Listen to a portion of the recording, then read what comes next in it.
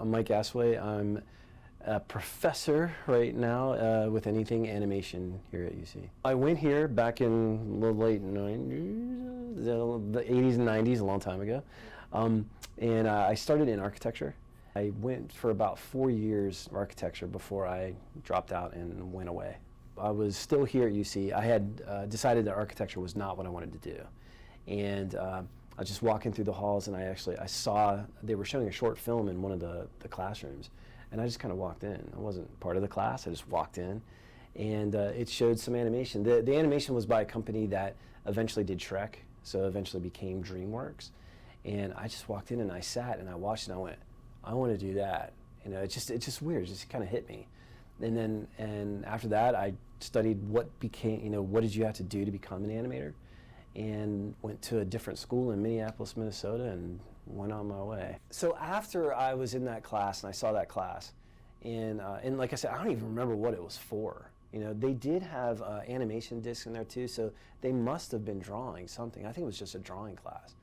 And so from there, I ran up to the library and I found Animation Magazine. And first I was like, there's an animation magazine, seriously? And I was flipping through it, and it actually, so this is a sign, I think. It said, best schools in animation. I was like, are you serious? I'm like really looking to see where I can go, and it says best schools in animation. And so I found one in Minneapolis, and so I went all the way to Minneapolis. I left here, I mean, I left my friends, she ended up being my wife, but I left her, I left everybody, and went to Minneapolis, Minnesota, which was freezing cold. And I just went up there and said, I'm gonna be an animator. When I was a kid, I had Legos. I played with Legos all the time. And it wasn't until I was probably like 14 or 15 years old, and I had like an entire Lego city in my basement. I mean, skyscrapers and everything. So I wanted to be an architect. And I even took architecture in high school, and then that's why I went to UC. Yeah, animation was literally just all of a sudden. I think the more that people can observe other people, you can learn a lot that will go into your animation. When I was really learning animation, I would go to places like, if I were at the airport, I would just stare and watch people walk. You know, sometimes I got some dirty looks because of it, because they're like, what are you looking at? I'm like, oh wow, look at her hips. Not that way. You know, I'm trying to see how they actually move, you know, that kind of thing. You know, so I think observation is probably the biggest. I was at Disney for a while, working at the theme parks, and I was there for a while. I worked at Naughty Dog, working on Jak and Daxter, a video game.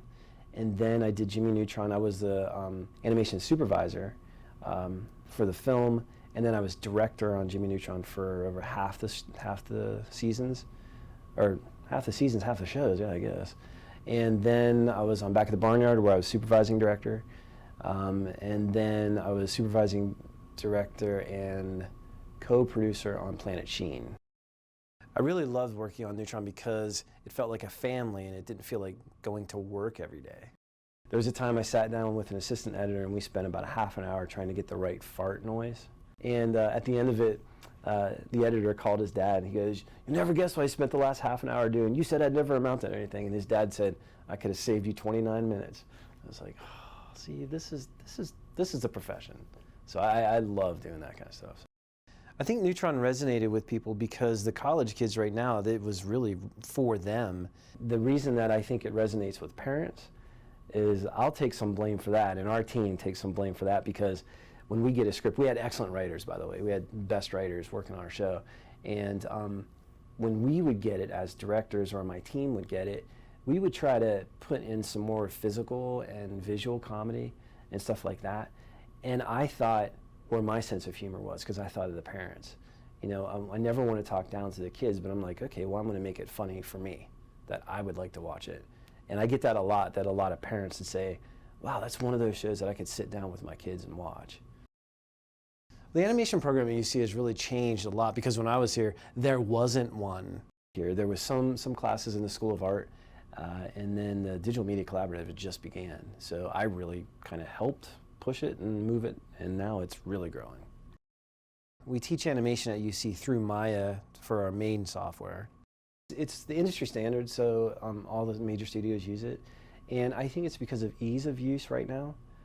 It's been around for 20 years, and so it's something that, to me, it feels like a pencil. You know, it's like it's so easy to use. I can fly through it, and I think that most animators now can.